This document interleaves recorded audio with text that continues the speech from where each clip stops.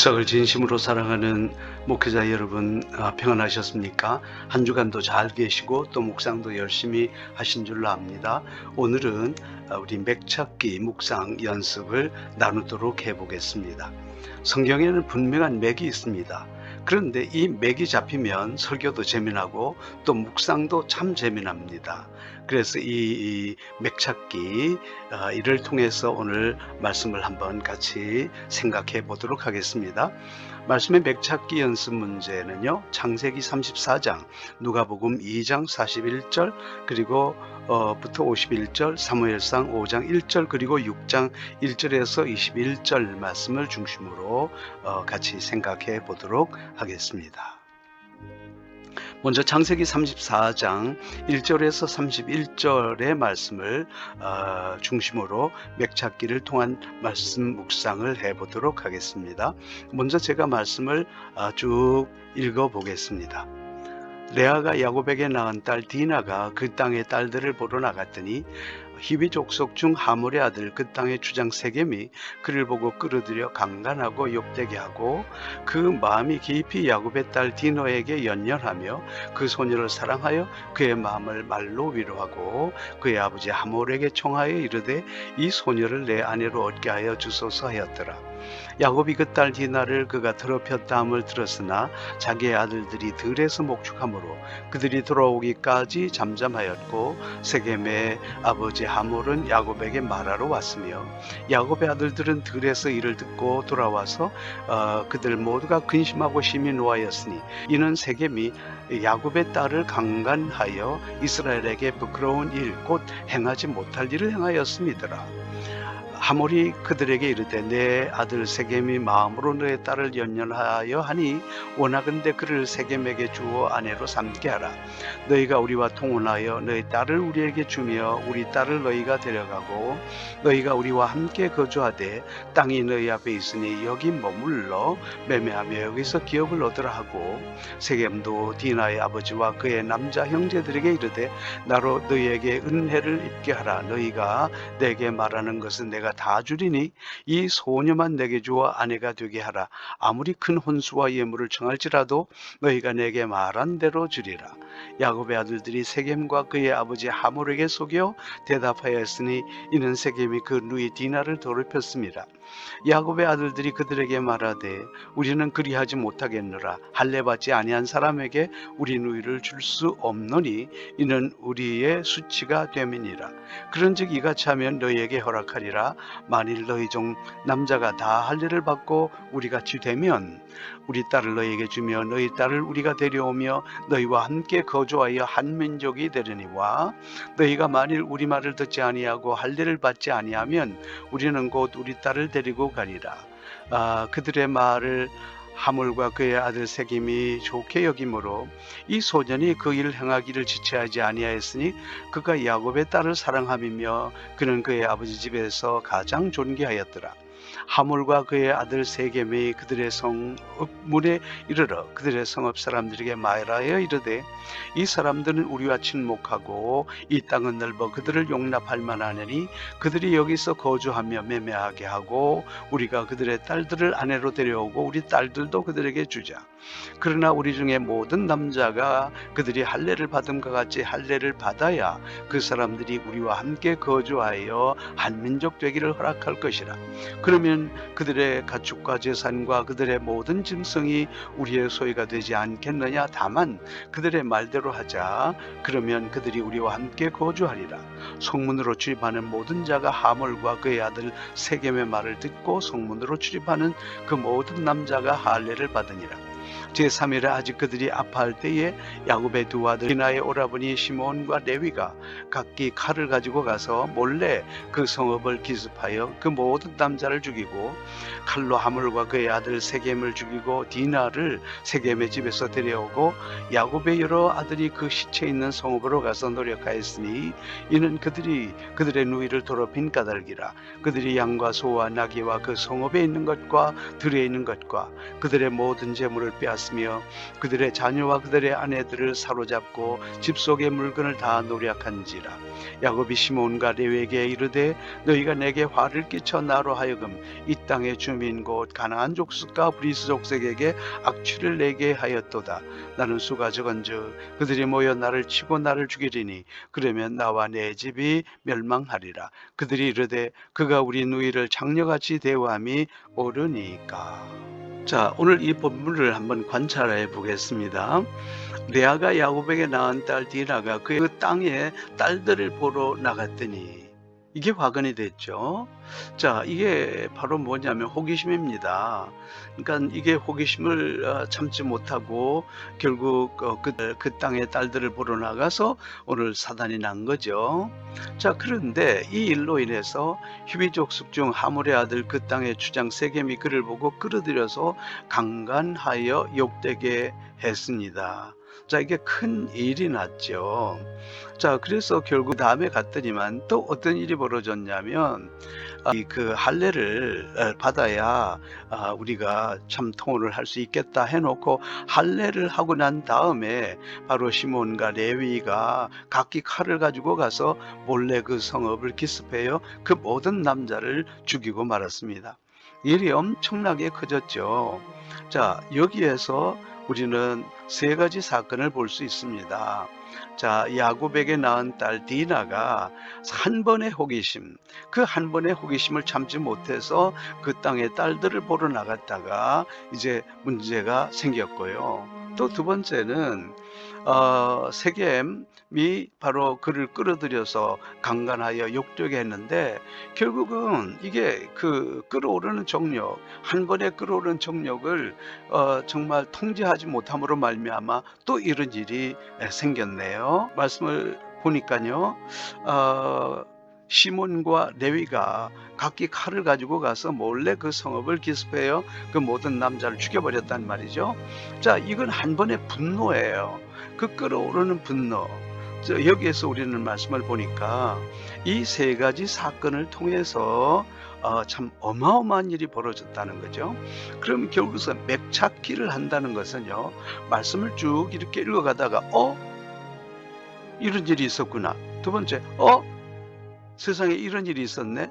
그리고 또 세 번째, 이런 일이 있었구나. 이렇게 쭉 말씀을 읽어가다가 뭔가 하나 툭툭툭 하고서 이제 걸리면서 그리고 이것이 하나의 맥을 쭉 이끌어 가게 되는데 그것이 바로 뭐냐면 단 한 번, 이 단 한 번의 정말 문제예요. 단 한 번의 호기심, 단 한 번의 그리고 정욕, 단 한 번의 그리고 분노. 이걸 통제하지 못함으로 말미암아 어마어마한 문제가 발생했다라는 것을 우리는 볼 수 있는 거죠. 그래서 이 본문의 말씀을 정리해 보면 디나가 끓어오르는 한 번의 호기심을 참지 못하고 말았네. 이게 이제 한 번 탁 걸리는 거죠. 하몰의 아들 세겜이 한 번에 끓어오르는 욕정을 참지 못했네. 자, 2절의 말씀입니다. 그런데 25절과 26절 말씀에 보니까 시몬과 레위는 한 번에 끓어오르는 분노를 제어하지 못하였구나. 자, 이게 맥찾기의 특징이에요. 말씀을 쭉 이렇게 읽어가다가 뭐 이런 생각이 딱 들면서 그리고 이것이 어떤 일정한 하나의 맥을 이렇게 이루고 있는 이런 것들을 우리는 맥찾기라 그렇게 얘기합니다. 자, 그 결과가 어떻게 됐을까요? 이 일로 인해서 부모에게 씻을 수 없는 상처를 남겼고 또 이 일로 인해서 그들의 누이 디나는 평생 홀로 지낼 수밖에 없었고 또 이 일로 인하여 히위 족속도 완전히 멸망을 당하게 되는 거죠. 자, 이게 이 세상의 모든 일이 단 한 번, 이 한 번의 실수가 이런 엄청난 결과를 가져올 수도 있다. 이런 생각이에요. 자, 물론 뭐 이런 일이 생겨서 참 안 됐습니다만은 그러나 저는 개인적으로 볼 때 오늘 이스라엘 백성들이 좀 그렇게 하지 말고 이 민족을 할례 받는 백성으로 하고 하나님의 백성이 되게 하고 오히려 그들로 하여금 복음을 전하고 하나님을 소개하는 그 민족이 되게 했으면 참 좋을 뻔했구나 이런 생각이 들게 된 거죠. 자, 그래서 이것을 설교에 적용해 보면 우리가 사실은 한 번에 통제할 수 없는 그런 호기심, 이것이 우리 인생을 패망으로 이끌기도 하고요. 한 번에 통제할 수 없는 성적 열망, 욕망, 이것이 패망의 원인이 되기도 하고요.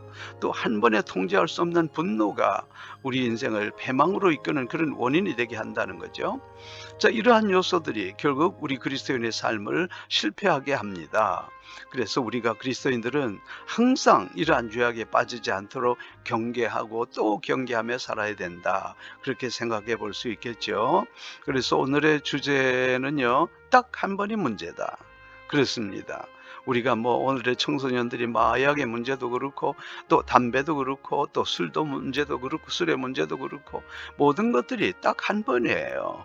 그래서 이 한 번 이것을 우리가 참 통제하지 못할 때 우리가 실패의 삶을 살 수 없다는 중요한 교훈들을 우리가 받을 수 있겠죠. 누가복음 2장 41절에서 51절 말씀을 가지고 또 우리가 맥을 찾아서 해 보도록 하겠습니다.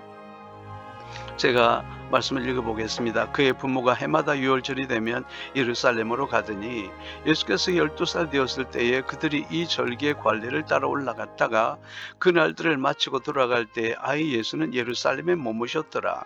그 부모는 이를 알지 못하고 동행 중에 있는 줄로 생각하고 하룻길을 간 후 친족과 아는 자 중에서 찾되 만나지 못하며 찾으면서 예루살렘에 돌아갔더니 사흘 후에 성전에서 만난즉 그가 선생들 중에 앉으사 그들에게 듣기도 하시며 묻기도 하시니 듣는 자가 다 그 지혜와 대답을 놀랍게 여기더라. 그의 부모가 보고 놀라며 그의 어머니는 이르되 아이야 어찌하여 우리에게 이렇게 하였느냐 보라 내 아버지와 내가 근심하여 너를 찾았노라. 예수께서 이르시되 어찌하여 나를 찾으셨나이까 내가 내 아버지 집에 있어야 될 줄을 알지 못하셨나이까 하시니 그 부모가 그가 하신 말씀을 깨닫지 못하더라. 예수께서 함께 내려가사 나사렛에 이르러 순종하여 받드시더라. 그 어머니는 이 모든 말을 마음에 두니라. 예수는 지혜와 키가 자라가며 하나님과 사람에게 더욱 사랑스러워 가시더라. 자, 오늘 이것을 관찰을 해보겠습니다. 이제 부모가 유월절이 되면 예루살렘으로 갑니다. 그런데 이제 유월절 절기가 다 끝났단 말이죠. 그래서 돌아가는데 43절에 보니까 그 날들을 마치고 돌아갈 때에 아이 예수는 예루살렘에 머무셨다고 그랬어요. 그런데 그 부모는 이를 알지 못했다고 그러죠. 이게 말이 안 된다는 거죠. 뭐가 그렇게 급해서 아니 함께 가는지 안 가는지 이것도 봐가지 않고 그렇게 아이 예수가 예루살렘에 머무셨는데도 부모가 이를 모르는가. 자, 동행 중에 있는 줄로 생각하고 하룻길을 간 후 친족과 아는 자 중에 찾을 때 하룻길을 간 후에 오늘 친족과 아는 자 중에서 찾는다? 그래서 만나지 못해서 완전히 예루살렘으로 또 돌아간단 말이죠. 자, 그런데요, 사흘 후에 성전에서 만난 적, 예수님은 선생님들 중에 계시네요. 이야, 이거 참 굉장합니다. 그러면서 뭐라고 그러냐. 내가 내 아버지 집에 있어야 될 줄을 알지 못하셨나이까. 자, 이렇게 해서 결국은 이제 함께 내려갑니다. 그런데 이제 어머니는 그것을 마음에 두었다. 이렇게 이제 돼 있죠. 오늘 이 말씀을 한번 이렇게 정리해 보도록 그렇게 하겠습니다. 해마다 유월절이 되면 예루살렘에 올라갑니다. 자, 아니 아이 예수가 예루살렘에 머물고 있는데도 부모는 알지 못한다고요? 이런 일이 있을까요? 당연히 갈릴리로 돌아가야 되면 부모는 자녀들을 어쨌든 챙겨야 되겠죠. 물론 이제는 뭐 성인이 됐기 때문에 다른 애들하고 같이 오겠지라고 생각할 수는 있지만 그럼에도 불구하고 출발할 때는 챙겨야죠. 자, 그러면 뭔가 부모가 서두르고 있다 이런 느낌이 들지 않아요? 하루길을 지났어야 아이를 찾는다고? 이것도 참 이상하네요. 그래서 결국 어떻게 됩니까? 예루살렘에 다시 돌아가는 그런 일이 벌어졌다는 거죠. 자, 여기서 한번 생각해 봅시다. 아니 어째서 이런 일이 발생할 수 있을까요? 상식적으로 이해가 되지 않죠? 아마도 부모들은 집으로 돌아가는 일에 마음이 뺏겨서 온전히 참으로 집에 돌아가는 그 일에 신경을 쓰므로 말미암아 이런 일이 발생했지 않았나, 그렇게 생각해 볼 수가 있겠습니다. 자, 아니 이런 와중에도 아이 예수는 성전에서 선생님 중에 앉으셨다고요?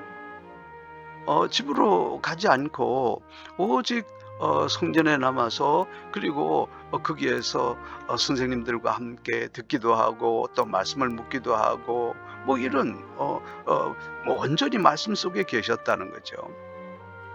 저 그때에 부모가 "아이야 네가 왜 이렇게 했느냐?"라고 얘기하니까 예수님께서는 이렇게 하십니다. "어찌하여 나를 찾으셨나이까? 내가 내 아버지 집에 있어야 될 줄을 알지 못하셨나이까?" 하시니 이렇게 됐어요.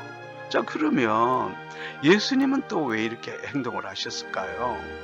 부모들은요, 온전히 고향으로 돌아가는 일에 마음을 뺏겼다고 하면 우리 주님은 온전히 하나님의 말씀에 마음을 쏟았다라는 것을 볼 수 있겠죠. 결국은 마음입니다. 한 부모는 그냥 고향 돌아가는 일에 마음을 쏟고 고향 돌아가는 일에 마음을 완전히 뺏기는 그런 모습을 볼 수 있고요.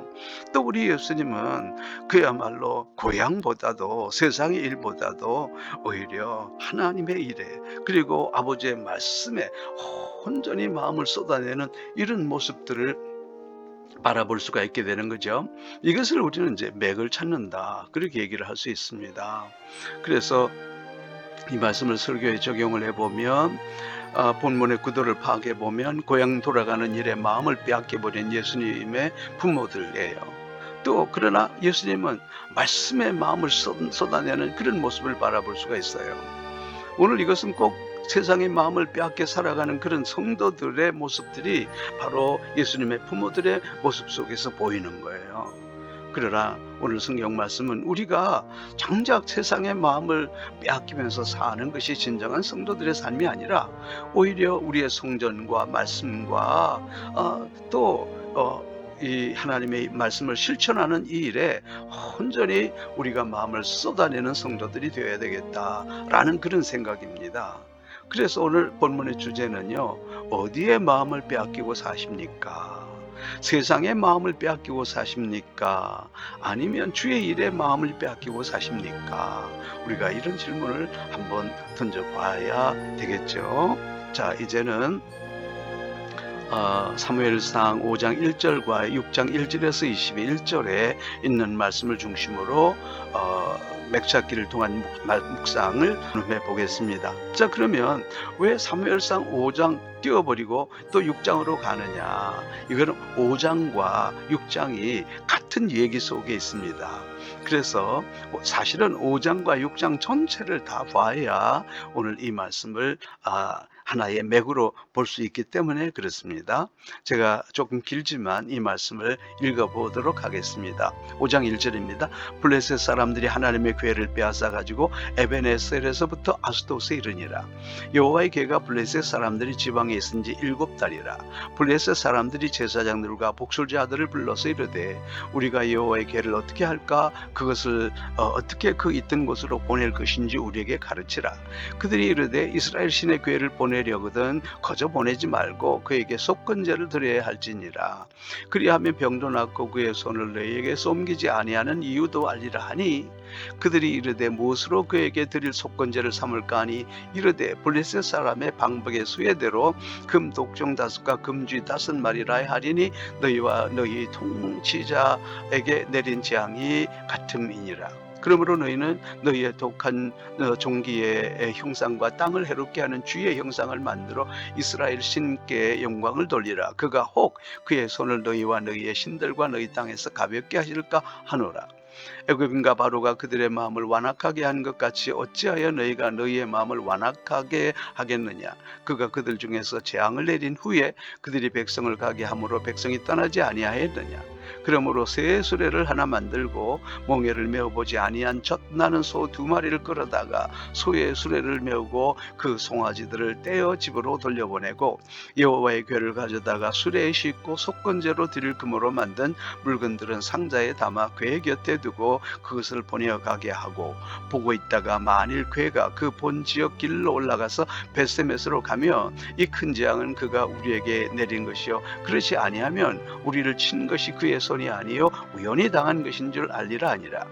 그 사람들이 그같이 하여 젖나는 소 2을 끌어다가 수레를 메우고 송아지들은 집에 가두고 여호와의 궤와 및 금쥐와 그들의 독종의 형상을 담은 상자를 수레 위에 실으니 암소가 벳세메스 길로 바로 행하여 대로로 가며 갈대에 울고 좌우로 치우치지 아니하였고 블레셋 방백들은 벳세메스 경계선까지 따라가니라. 벳세메스 사람들이 골짜기에서 밀을 베다가 눈을 들어 궤를 보고 그 본 것을 깊이 기뻐하더니 수레가 벳세메스 사람 여호수아의 밭 큰 돌이 있는 곳에 이르러 선지라. 무리가 수레의 나무를 패고 그 암소들을 번제물로 여호와께 드리고 레위인은 여호와의 궤와 그 궤와 함께 있는 금 보물 담긴 상자를 내려다가 큰 돌 위에 두매 그날에 벳세메스 사람들이 여호와께 번제와 다른 제사를 드리니라. 블레셋 사람 방백이 이것을 보고 그날에 에그론으로 돌아갔더라. 블레셋 사람이 여호와께 속건제물로 드린 금독종은 이러하니 아스토스를 위하여 하나요, 가사를 위하여 하나요, 아스클론을 위하여 하나요, 가드를 위하여 하나요, 에그론을 위하여 하나이며 드린 바 금쥐들은 견고한 성읍에서부터 시골의 마을에까지 그리고 사람들이 여호와의 궤를 놓은 큰 돌에 이르기까지 5 방백들에게 속한 블레셋 사람들의 모든 성읍들의 수대로였더라. 그들은 벳세메스 사람 여호수아의 밭에 오늘까지 있더라. 벳세메스 사람들이 여호와의 궤를 들여다본 까닭에 그들을 치사 570명을 죽이신지라. 여호와께서 백성을 쳐서 크게 살려가셨으므로 백성이 슬피 울었더라. 벳세메스 사람들이 이르되 이 거룩하신 하나님 여호와 앞에 누가 능히 서리요 그를 우리에게서 누구에게로 올라가시게 할까 하고 전령들을 기럇 여아림 주민에게 보내어 이르되 블레셋 사람들이 여호와의 궤를 도로 가져갔으니 너희는 내려와서 그것을 너희에게로 옮겨가라. 자, 오늘 이 말씀들을 우리가 한번 관찰해 보겠습니다. 블레셋 사람들이 하나님의 궤를 빼앗아 갔네요. 블레셋 사람들이 하나님의 궤를 왜 빼앗아 갔을까요? 자, 우리 3절에 보니까 이스라엘 신의 궤를 보내려거든 거저 보내지 말고 그에게 속건제를 드려야 할지니라. 알긴 안 해요. 속건제라고 하는 것은 하나님의 성물에 손댄 것을 그 죄를 씻기 위해서 드리는 건데 속건제를 드려야 된다 하는 것도 알고 있어요. 자, 4절인데요. 그런데 금독종 5과 금지 5마리라야 된다네요. 아닌데요. 여러분, 속건제가야 제물이 금독송 5과 금지 5마리 아니에요. 이건 전부 자기들 생각뿐이에요. 자, 그런데요, 7절 보실까요? 그러므로 새 수레를 하나 만들고 하나님의 법궤는요 절대 수레에 태우면 안 되는데 수레를 만드네요. 그리고 멍에를 메어보지 아니한 젖소나는 소 2마리인데 이거 아닌데요. 전부 자기 생각들이네요. 그리고 난 다음에 여호와의 궤를 가져다가 수레에 싣고 갔다고 그랬어요. 다 엉터리예요. 전부 자기 생각들이에요. 자, 그러다가 우리 19절에 보니까 드디어 이스라엘 진영으로 왔습니다. 그런데 이 벳세메스 사람들이 여호와의 궤를 들여다보네요. 여호와의 궤를 들여다보면 안 되는데 들여다봄으로 말미암아 엄청나게 많은 사람이 죽어버리지 않아요. 자, 오늘 이 말씀을 한번 정리해 보겠습니다. 왜 블레셋 사람들이 하나님의 법궤를 빼앗아 갔을까? 자, 이 법궤는 신령한 것이기 때문에 이거 가져가면 우리가 큰 복을 받을 수도 있다. 자기들 생각이에요. 자, 속건제를 드려야 함을 알기는 알죠. 그건 참 좋은 일이에요. 근데 블레셋 사람들이 속건제를 드리는데요. 4절 볼까요? 속건제로 금독종과 금쥐를 드린다고요? 아니에요. 여러분, 속건제는 우리 레위기에 보면요, 결단코 속건제물은 이것이 아니거든요. 그런데 금독종과 금쥐 다 자기들 생각이 있다고 말이에요. 이렇게 되는 거죠. 그리고 하나님의 법궤를 수레에 태운다고? 여러분 보세요. 하나님의 법궤는요, 항상 제사장들이 어깨에 매야 되는 거예요. 그런데 이게 새 수레를 만드네요. 그런데 또 우리 번제에 사용하는 그런 소는요, 소는 맞긴 맞는데 젖나는 소 2마리 이거 아니거든요. 또 멍에를 메어 보지 아니하는 젖나는 소 2마리를 끌어다가, 여러분 레위기에서는 결코 이렇게 말하지 않거든요. 전부 자기들 생각이에요. 그리고 어떻습니까? 베스메서 사람들이 하나님의 법궤를 내려다 보았다고요? 여러분, 하나님의 법궤는 만져서도 안 되고요. 하나님의 법궤는 뚜껑을 열어서 보는 이런 건 절대로 안 되는 거죠. 이거 엄청난, 모두가 오늘 말씀을 보면, 계속 뭔가 하나씩 둘씩 이렇게 툭툭툭툭 걸려드는 거죠. 이게 맥이 잡히는 거예요. 이러면 안 되는데, 이러면 안 되는데, 이러면 안 되는데, 이러면 안 되는데, 이렇게 동일하게 어떤 일들이 툭툭툭툭 이렇게 걸려드는 거, 이것을 우리는 맥잡기라 그렇게 얘기를 합니다. 자, 그래서 문제는 뭘까요? 블레셋 사람들이 하나님의 법궤 가져올 때예요, 그 속에 사모함 없어요. 이용하려고 한 거예요. 여러분, 또 우리 이 모든 것들이 예배 드리는 데도 있어서 마찬가지고요. 그래서 우리도 오늘 이것을 우리의 삶으로 적용해 보면, 우리 속에 사모함도 없이 그냥 말씀만 읽어도, 말씀 듣기만 해도 승리할 수 있다는 거예요. 이거 착각입니다. 사모함이 없이 그저 예배만 참석해도 승리할 수 있다는 그것도 착각이에요. 사모함이 없이 우리가 하나님 앞에 헌신하기만 해도 승리할 수 있다고요? 착각입니다. 사모함 없이 기도하기만 해도 승리할 수 있다고요? 착각이단 말이에요. 그러니까 이 사모함 없는 열정이 얼마나 무서운 일인가 우리는 한번 생각해 볼 수 있다는 거죠. 그렇습니다. 정말 그렇습니다. 우리가 오늘 이 사람들처럼 그 말씀에 대해서 하나님을 진정으로 사모하는 그런 마음이 없이 하나님을 이용해 먹으려고 하는 이런 것들이 우리에게 있다면 우리의 삶이 결단코 승리할 수 없다라는 중요한 교훈을 우리가 받을 수 있다, 그 말씀입니다. 자, 다음 묵상은요, 연상을 통한 묵상 방법입니다. 하나님의 말씀을 묵상하는데 연상 방법 정말 중요합니다. 우리는 계속해서 이게 질문법에 대해서 얘기해 왔잖아요. 질문이 그렇게 중요하듯이 또 맥찾기도 중요하듯이 이제 연상을 통한 묵상 방법도 굉장히 중요한 것입니다. 요한복음, 누가복음, 그리고 누가복음 15장에 있는 이 말씀들 통해서 여러분께서 해보시되 무엇에 대해서 연상을 해볼까? 여러분, 어떤 힌트를 안 드리면 힘들어요, 처음에는요. 그래서 요한복음 4장 16절 26절을 보면서 이 여자가 과연 어떻게 정말 살았을까? 남편 5번씩이나 이혼당하면서 참 이 여자가 어떤 그 마음에 참 고통과 아픔이 있었을까? 그때 예수님께서는 참으로 복음의 길로 그를 인도하시고, 또 정말 이 세상에 있는 모든 것이 내 남편이 아니라 그렇게 얘기를 하는데요. 내 남편이 아니라라는 말씀보다는 이 여인이 과연 어떤 삶을, 비참한 삶을 살았을까를 한번 묵상해 보시기, 연상해 보시길 바랍니다. 그리고 누가복음에서는 석 달 동안 뭘 했을까? 그리고 누가복음 15장에서는 도대체 왜 그랬지? 라는 이런 관점에서 말씀을 한번 봐주시길 바랍니다. 한 주간 주어진 말씀을 잘 묵상하시고 기쁨으로 나누어 보십시다.